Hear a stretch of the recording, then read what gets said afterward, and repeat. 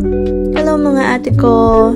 Share ko lang sa inyo yung mga skincare na ginagamit ko na nagpa-help mag-heal ng skin ko from acne, and for your preference, I'm in acne and oily prone skin. I usually start my facial wash from Lux Organics, yung gray set, and then after that, clay mask from Original. I really love that. And then taking my glutathione, I usually take 2 pieces ng glutathione capsule.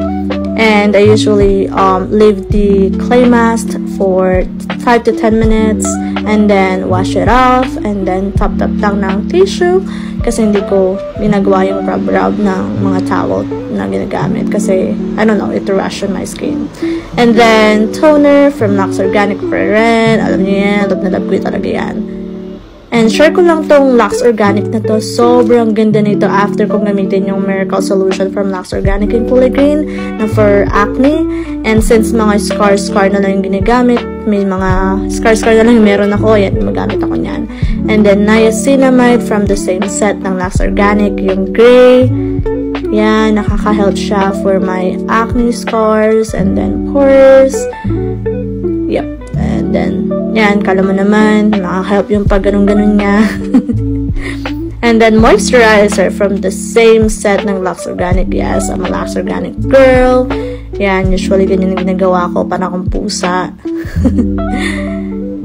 Ayan, and then patutuyuin ko lang siya.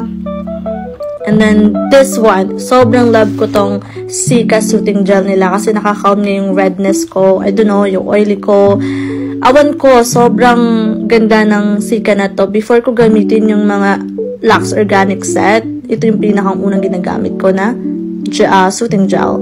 And then, yes, nag-start na akong gumamit ng retinol kasi hindi na tayo pabata.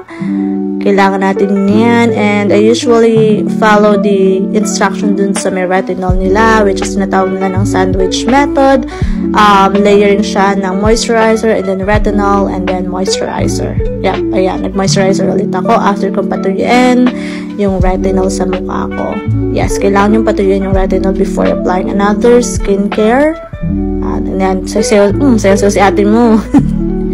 And then, syempre, ang ating moisturizer din. Yes, nag-add pa rin ako ng moisturizer. Pero ito kasi, iba na yung consistency niya.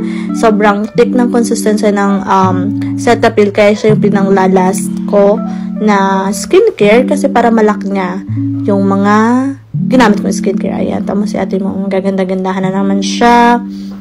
And sobrang love na love ko na yung skin ko ngayon. And then, syempre, hindi kakalimutan ang lip balm. Yes. Gusto ko itong kainin kasi parang amoy honey na coconut. Ayan. Tapos na ako and yun lang. Sana makatulong tong skincare ko. Bye!